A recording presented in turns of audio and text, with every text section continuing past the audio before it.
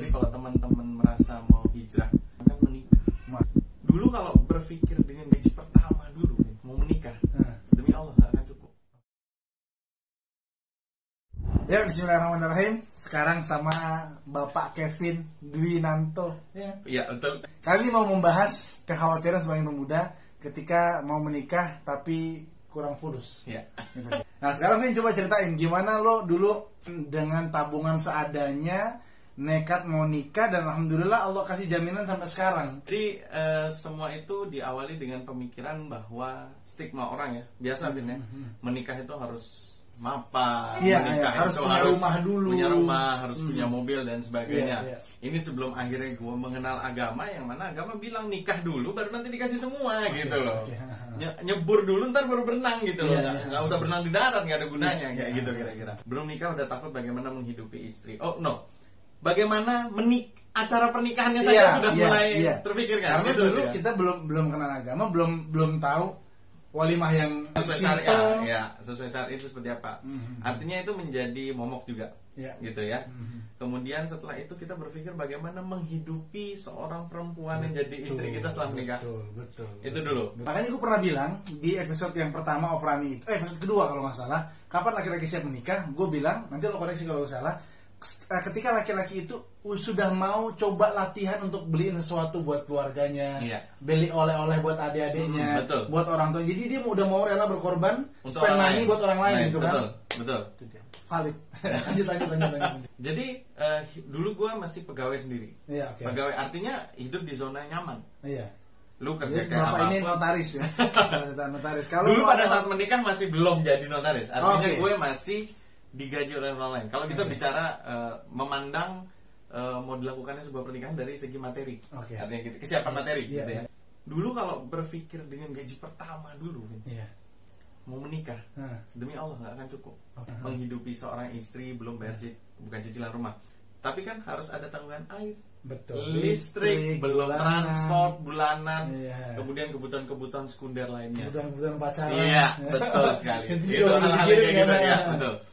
Nah, hal-hal yang kayak gitu tuh kalau dihitung pakai hitungan kita, nggak nemu. Betul. Asli, Pak. Demi Allah percaya, yang nonton ini percaya, demi Allah nggak akan ketemu. Singkat cerita, akhirnya menikah. Dulu stigmanya, tentu mungkin masih banyak yang sampai hari ini tentu harus banyak diluruskan ya. Kalau misalkan dibikin suatu acara walimah seperti itu, sebenarnya yang dikedepankan lebih banyak gengsinya daripada hikmat acaranya. Padahal kalau saya berpikir sekarang, saya punya anak perempuan ya. Saya akan lebih berpikiran menyiapkan peluru-peluru untuk menghadapi masa depannya dia. Itu poin penting daripada benar acara yang satu hari itu. Iya. Gitu Bapak 1 hari kan? Iya. Saya 4 hari di Jawa, Pak. Saya 4 hari di Jawa. Gimana dong? Hari pertama menjadi seorang suami. Gitu. Berjalan seperti biasa, ya. Nah, lama-lama berhitung kan. Akhirnya sudah 1 bulan, 2 bulan menikah kan berhitung gitu. Kayaknya nggak akan cukup deh. Tapi gue ingat pesan mak gue. Allah tuh pasti kasih rezeki kita sering dan banyak. Dan Allah akan menyesuaikan itu. Allah Maha tahu, dia akan menyesuaikan itu. Begitu ternyata setelah punya istri, gaji gue naik. Cukup lah buat berdua. Tadi kan perhitungannya nggak cukup nih. Singkat cerita hamil gitu. Mana pernah kepikiran bujang gitu loh. Iyalah. Mikirin duit nyimpen buat USG. Periksa kehamilan. Agak kaget kan? Tapi entah kenapa itu kebutuhan yang selalu terpenuhi. Allah turunkan rezeki tadinya buat saya berdua, tambah lagi satu nih, ada yang di perut yang dititip. Karena di perut yang dititip, Allah tahu, Allah Maha tahu kan. Kita harus yakin. Betul. Harus tahu. Termasuk mengetahui kebutuhan kita. Betul. Saya nggak pernah siapin uang buat nabung buat ini, enggak. Nanti tiba-tiba istri mau lahiran, ada aja rezeki yang memang jumlahnya tuh bisa nutupin untuk lahiran. Masya Allah. Habis kan? Tapi setelah itu apakah uang itu habis? Habis. Iya, udah hidup bergulir lagi. Pas anak kedua mau lahiran, ada lagi rezekinya. Tapi tentunya gini, Min. Apa yang gue ceritain ini tidak seringan lidah gue. Betul. Pasti kita ada punya versi-versi masing-masing. Jadi jangan dijadikan sebuah role model. Jangan digampangin dan akhirnya jadi nggak siap-siap. Prepare itu perlu. Kevin yang ini dengan Kevin yang ini tentu berbeda manajemen keuangannya, apalagi di masa pandemi sekarang.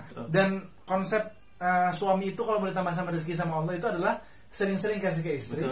ke anak gitu kan, ya nanti Allah kasih. Infak dulu jangan Allah kasih. Kalau balapan ini nosnya nih, supaya jos. Iya. Kita jalan dari satu titik A ke titik B sama barengan, sama-sama naik mobil yang sama. Bedanya begitu sedekah, mobil yang satu seakan-akan ter-upgrade punya turbo, langsung jos, langsung sampai. Langsung sampai. Yang sini capek juga, tapi lama. Secara kasat mata mungkin uang kita berkurang. Betul. Tapi ini kayak ini, nih Allah nih saya kasih ya, tolong dibantu nih Allah. Termasuk menikah itu kan hijrah juga. Iya. Itu harus diingat. Jadi kalau teman-teman merasa mau hijrah, termasuk bagian hijrahnya itu programkan menikah. Masya Allah. Itu dulu. Jangan berharap begitu hijrah langsung hidupnya membaik. Entar dulu. Sebentar dulu. Tapi mostly adalah orang turun dulu. Kalau misalkan hijrah pasti testing dulu ya. Kembali kepada pengalaman saya pribadi berkaitan dengan pernikahan gitu kan. Rezeki itu saya pakai paradigma yang paling gampang di masyarakat. Rezeki udah ada yang atur. Iya, betul. Nggak ada istilahnya rezeki tertukar, nggak ada ya? Kalau bentuknya rezeki itu serpihan, nggak ada satu serpihan pun yang lewat dari kita. Betul. Dengar Ustaz Firman deh, gitu. Sampaikan bahwa jumlah rezeki yang dicari dengan cara halal maupun haram sama, nggak akan berubah. Kalau memang jatahnya rezekinya ada satu, mau pakai cara haram kayak, mau pakai cara halal kayak, akan datangnya sama. Betul. Gitu loh. Tinggal keberkahannya aja. Keberkahannya. Dan artinya dalam mencari rezekinya itu tentu dengan cara yang baik ya, sesuai dengan syariat dan sebagainya. Nah, ini akan berefek dengan pernikahan kita. Semakin kita berusaha mencari yang baik dan yang halal, berniat pergi dari rumah dengan itu, gak mungkin gak dapetin. Gue udah buktiin, saya sudah buktikan itu. Jadi keluar rumah, saya niat hari ini kerja cari yang halal, mau dia bagaimanapun cara. Yakin kita masih hidup di bawah langitnya Allah Subhanahu Wa Taala, di atas buminya Allah, pasti Allah yang jamin rezekinya. Betul. Sejak usia 4 bulan dalam kandungan. Betul sekali. Betul ya. Pesan terakhir Win buat teman-teman yang mau menikah cuman masih sampai di batas mana sih kira-kira saya nih keuangan, apa kalau baru punya 5 juta 10 juta nikah nggak ya misalnya? Kalau bicara cukup, nggak mungkin nggak cukup. Itu dulu. Itu pertama dulu. Turunkan memang ego gaya hidup itu dulu yang pertama. Betul. Tapi saya ingatkan ya, bukan tidak menikmati. Betul. Lain itu lain. Memang Allah senang jejak nikmatnya ada pada umatnya kan gitu. Iya betul. Allah bilang begitu kan. Jadi nggak apa menikmatin hidupnya, tapi ingat gaya hidup itu disesuaikan. Jadi semakin kita meningkatkan kualitas diri kita, insya Allah akan tingkatkan juga pelan-pelan kan. Gitu. Kalau kita coba upgrade, mau ibadah nih umroh, mau naik bisnis kelas dah, nanti Allah cukupin. Entah gimana, pokoknya Allah cukupin. Gitu. Kita hidup di bawah langitnya Allah, di atas buminya Allah, itu semuanya kuasa Allah. Yang kedua, jangan pernah takut untuk merasa rezeki hari ini kurang. Nggak mungkin, itu nggak mungkin ya. Jadi tadi yang pertama menikahlah, gitu ya, menikahlah. Kemudian kedua, perlakukan istri dengan baik. Karena dengan memperlakukan istri dengan baik, demi Allah teman-teman, uang sebanyak apapun kalau hubungan suami istrinya nggak baik, nggak ada gunanya, demi Allah. Jadi berbuat baik sama istri juga salah satu wasilah mendatangkan rezeki, insya Allah. Itu. Yang terakhir, jangan menunda punya anak. Jangan pernah punya perasaan. Ini lain hal, kalau teman-teman udah usaha dan belum dapat, ini semoga Allah. Tapi ada yang beberapa pasangan memang sengaja menunda. Jangan pernah menunda punya keturunan. Itu pintu ya. Itu pintu banget. Lagi, saya mau cerita pengalaman. Ini sering jadi momok. Masalah mas kawin.